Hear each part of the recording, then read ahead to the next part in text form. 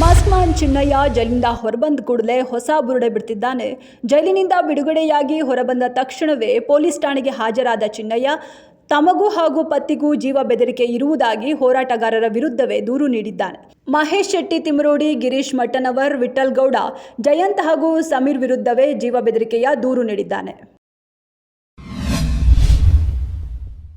ಉತ್ತರ ಕನ್ನಡ ಜಿಲ್ಲೆಯ ಕುಮಟಾ ತಾಲೂಕಿನ ಗೋಕರ್ಣದ ದೇಗುಲಕ್ಕೆ ಭೇಟಿ ನೀಡಿದ ಡಿಕೆಶಿ. ಗೋಕರ್ಣದ ಮಹಾಗಣಪತಿ ದೇವಾಲಯದಲ್ಲಿ ಡಿಕೆ ಶಿವಕುಮಾರ್ಗೆ ಶುಭ ಸೂಚನೆ ಸಿಕ್ಕಿದೆ. ಮಹಾಗಣಪತಿ ತಲೆ ಮೇಲೆ ಹೂ ಇಟ್ಟು ಪ್ರಾರ್ಥನೆ ಸಲ್ಲಿಸಲಾಗಿತ್ತು. ಪೂಜೆ ವೇಳೆ ಮಹಾಗಣಪತಿ ಬಲಗಡೆಯಿಂದ ಹೂ ನೀಡಿದ್ದು, ಇದು ಭವಿಷ್ಯದ ಉತ್ತಮ ಬೆಳವಣಿಗೆಯ ಸಂಕೇತ ಎನ್ನಲಾಗಿದೆ.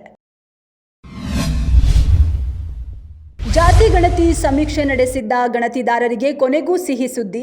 ಈ ಸಂಬಂಧ ಜಿಬಿಎ ವ್ಯಾಪ್ತಿಯ 5 ಪಾಲಿಕೆಗಳಿಗೆ ಒಟ್ಟು 23,87,47,200 ರೂಗಳ ಅನುದಾನ ಬಿಡುಗಡೆ ಮಾಡಲಾಗಿದೆ. ಗಣತಿದಾರರಿಗೆ ಸಹಾಯಧನದ ಜೊತೆ ಪ್ರಮಾಣ ಪತ್ರ ಕಡ್ಡಾಯಗೊಳಿಸಿದೆ.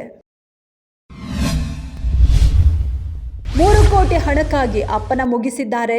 ಇನ್ಶೂರೆನ್ಸ್ ಕಂಪನಿ ಮೂಲಕ ಹಣ ಪಡೆಯಲು ಹೆತ್ತ ಮಕ್ಕಳೇ ಹಾವು ಕಚ್ಚಿಸಿ ತಮ್ಮ ತಂದೆಯನ್ನ ಸಾಯಿಸಿದ್ದಾರೆ. ಆರಂಭಿಕ ಹಂತದಲ್ಲಿ ಆಕಸ್ಮಿಕ ಹಾವು ಕಡಿತದಿಂದ ಮೃತಪಟ್ಟಿದ್ದಾರೆ ಎಂದು ಬಿಂಬಿಸಲಾಗಿತ್ತು. ತನಿಖೆ ವೇಳೆ ರೋಚಕ ಅಸಲಿ ಸತ್ಯ ಹೊರಬಿದ್ದಿದೆ. ಒಂದಲ್ಲ ಎರಡಲ್ಲ ಬರೋಬ್ಬರಿ 3 ಕೋಟಿಗಾಗಿ ಕುಟುಂಬದ ಸದಸ್ಯರು ಕ್ಲೈಮ್ ಮಾಡಿದ್ರು.